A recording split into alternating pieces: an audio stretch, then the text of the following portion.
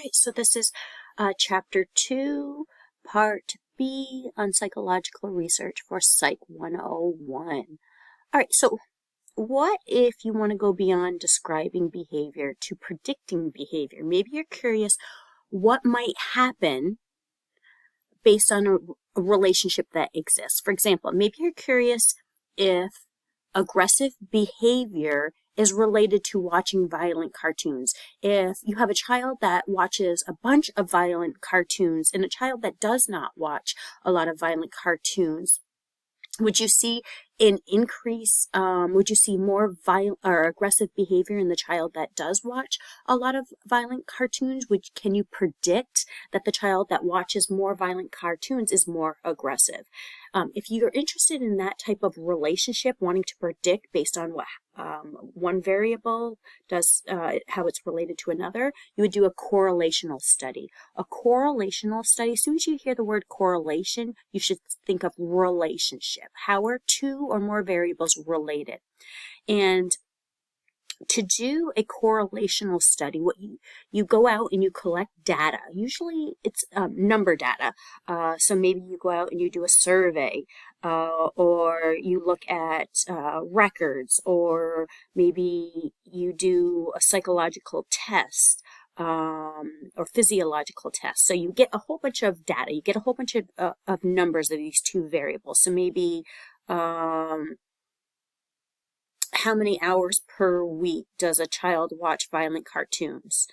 And then you also ask, on a scale of 0 to 10, how aggressive do you think your child is? So it gets these two numbers that you then graph, and you use statistics to figure out how strong or weak a relationship is.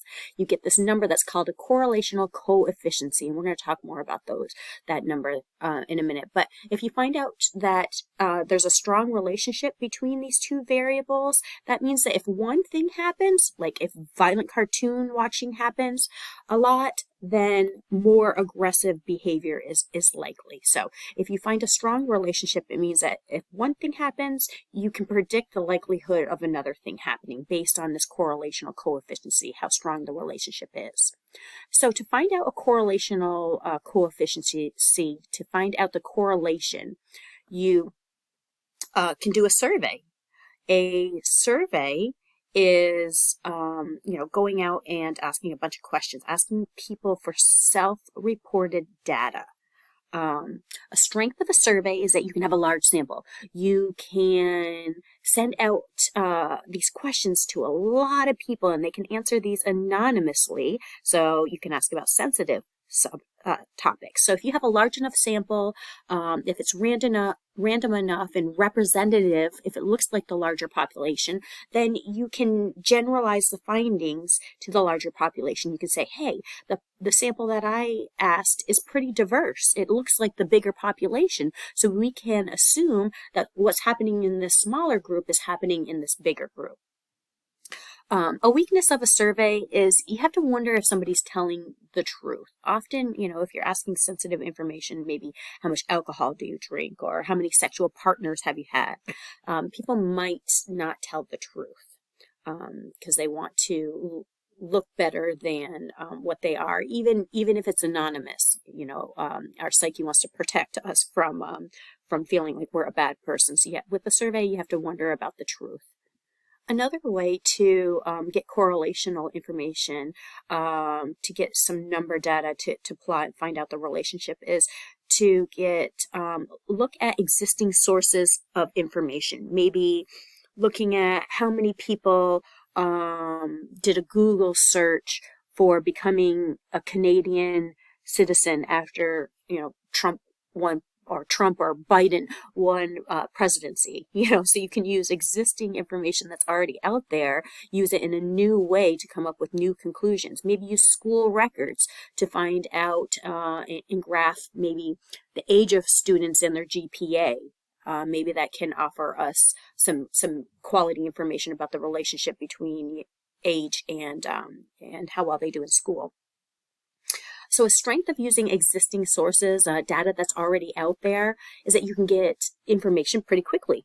Say you go and you get some medical records. That's real quick. You don't have to go out and ask a whole bunch of people information. You can just go grab that data and put it into the computer and analyze it.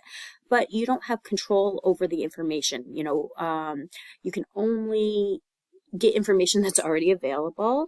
If you want to ask other questions and the information's not out there, then you need to do more of a survey. It's important to say that correlational research only tells if there's a relationship between two variables. It does not tell cause. All right, you have to do an experiment to tell if one thing causes another. And we're going to talk a little bit more about correlation is not causation in a few. Okay, so maybe you don't want to describe a behavior. Maybe you don't want to predict a behavior. You want to know what caused a behavior to happen. Right? Maybe you're interested in what caused a behavior to happen. An example, does watching violent cartoons cause aggressive behavior? And the only type of study that can tell you a cause and effect is an experiment. An experiment is when you get two groups and you expose one group to something and then you compare them. So one group might watch violent cartoons, the experimental group, and the other group might not. Maybe they watch, some other neutral type cartoon that doesn't have a lot of violence. And then you measure the aggressive behavior afterwards. Let them go out and play and then count, how many aggressive acts each child does, and then compare the kids in the experimental group to the kids in the control group. And that can tell you, did the kids that watch the violent cartoon act out more aggressively? So a strength of an experiment is that it can tell you causation. A weakness is that experiments are done in a lab setting, so it's an artificial setting. People could act different because they're in a lab. You also have ethical concerns with people. Before you can do any research with people, you have to bring your plans for a study to an internal review board. So often colleges will have an internal review board. It's a panel of peers that will look over the plans for the research to make sure that there's informed consent. You got to get consent from the participants, tell them what the study's going to be about, the risks, let them know that they can back out at any time, that there's going to be confidentiality. Now, in this informed consent, they might say, hey, the study is a taste test, when in reality it's more about helping behavior or something like that. So deception can happen. If you weigh out the pros and the cons of the deception and you figure that, all right, to have this little bit of deception, if you tell them that it's a taste test rather than something else, is this really going to cause mental harm? Probably not. So the internal review board would say, okay, deception is fine, but you need to, at the end, debrief them, let them know what the study was really about. And if any harm came of the study, you need to make sure to get them counseling.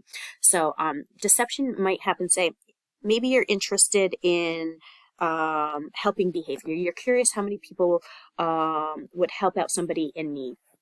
So if you were to say, hey, I'm doing a study on helping behavior, and then a teacher, let's say, dropped a whole bunch of papers at the beginning of or in the front of the class, and you just said, I'm looking for helping behavior, probably a lot more students are going to come up and help the teacher pick up these papers because it's primed in their head that they should be being helpful. What if instead you said, hey, I'm going to do a taste test. Do you like Coke or Pepsi better? Take a drink. And then, while they're carrying out this study, a teacher spills, some papers on the ground, and then they see who picks it up. You're going to get a more realistic view if you use a little bit of deception, say it's a taste test to find, to see who's going to actually help the teacher.